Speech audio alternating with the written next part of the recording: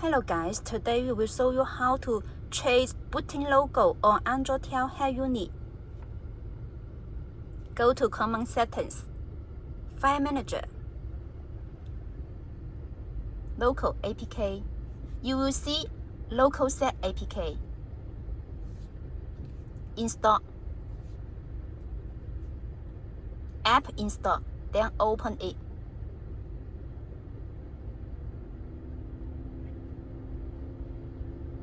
Logoset app. Slide the page. You will see many car logos. You can choose the one which match your car.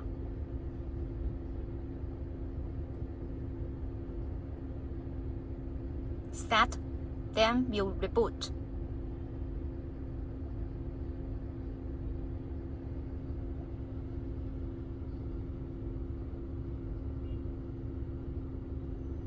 You will see Honda logo is set.